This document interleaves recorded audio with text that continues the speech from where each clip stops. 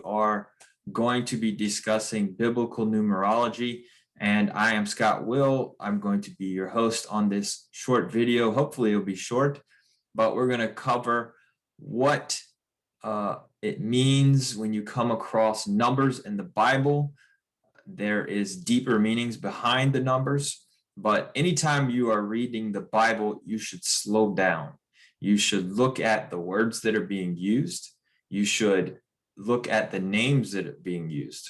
When you come across the name in the Bible, you should look it up in Hebrew, what the meaning is. And a lot of times that will give you context of who that person is and how their name or how they are is going to contribute to the story. A lot of times the person will, their name will relate to what's being talked about. It's very cool.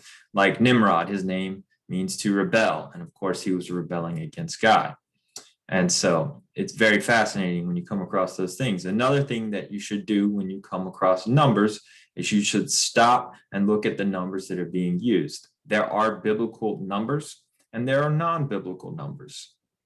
There's nothing inherently wrong with non-biblical numbers. It's just that in text, biblical text, there are certain numbers that really aren't being used very much.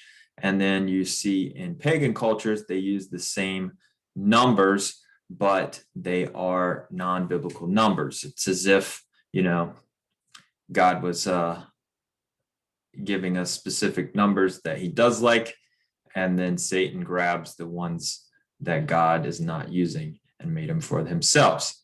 Anyways, let's jump into what certain numbers are that are biblical numbers. And then we're going to look at some of the beautiful things in my PowerPoint, which I have put together. So number one denotes absolute singleness. Number two symbolizes witnesses and support, two witnesses. Three signifies completion or perfection or unity. Number four relates to the earth. The earth was created. Number five is associated with grace. You see, there's a lot of code in the Bible, and number five is always connected with God's grace or some sort of grace is playing out. Number six is the number of man. And then when you look at end times, you see 666. That is the perfect representation of a wicked man, the Antichrist, the beast system. So that's why 6 is related to man also being created on the sixth day. That's also why the number 6. So it has to do with man. Number 7 is the best number. That's God's number. And that refers to God and divine perfection and or completeness. Number 8 signifies new beginnings. Think about the Noah's Ark and the 8 people on Noah's Ark. You have the rejuvenation of the planet, after being purified with water. New beginnings. 8 is definitely new beginnings. Number 10 relates to human governments and law. Also, it's kind of like perfection, but it's usually wrapped in some sort of commandments or governance. And that is, the 10 Commandments. Number 12 relates to divine government, God's authority, perfection, and completeness. And of course, you have the 12 disciples are the complete representation of God's or Jesus's authority going out into all the nations. Plus you have the 12 tribes that represents all the different types of humans out there, different colored skins. We are all united under God. We're all from Adam and Noah.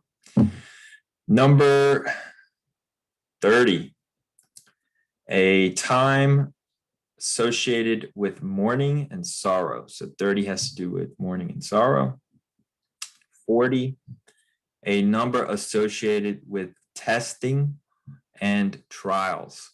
40 days in the wilderness, 40 years in the wilderness. 70 associated with judgment.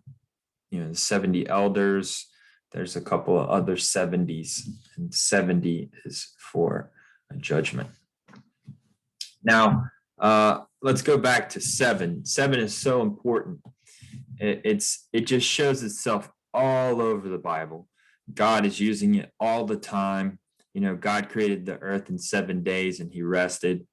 But let's look at some of the other 7s outside of just the scriptures. And then we'll look at some that are in the scriptures. So 7, on every continent, in almost every society, there is a 7-day work week, as well as a Noah's story with a flood and an ark, or some sort of boat. Depends on the continent that you're in. There are 7 musical notes to the music scale, 7 colors in the light spectrum, 7 years to rejuvenate all body cells, all the cells in your body, 7 days of the week, 7 letters in the name Jehovah or Yehovah in Hebrew. The English is Jehovah, the Hebrew is Yehovah. 7 letters to his name. And the list goes on. 7s are everywhere. You just have to know where to look. Now, let me share this with you. So we're going to look at, and this is the first 5 books of the Bible. In Hebrew, it's called Torah. Some people call it the Old Testament. But we're going to look at the 7s in there, and it is quite astonishing. I mean, definitely God is working with these numbers. So let's look at it. So the 7s in Genesis, there are 14 total 7s in Genesis. I'm not going to read all these, but I want to show these on the screen so you can use these and you can look them up for yourself to make sure I got them all.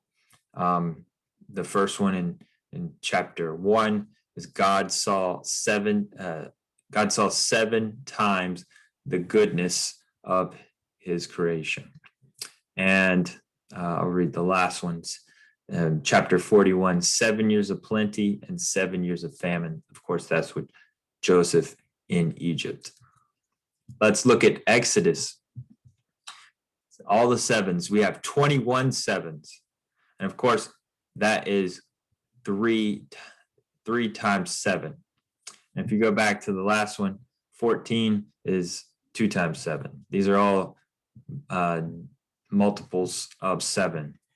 And you have 21 in Exodus. In Hebrew is called Shemot, which means names. And so the first one, I'll read the first one. 70 people went to Egypt, and that's in chapter 1, verse 5. And why not read the last one?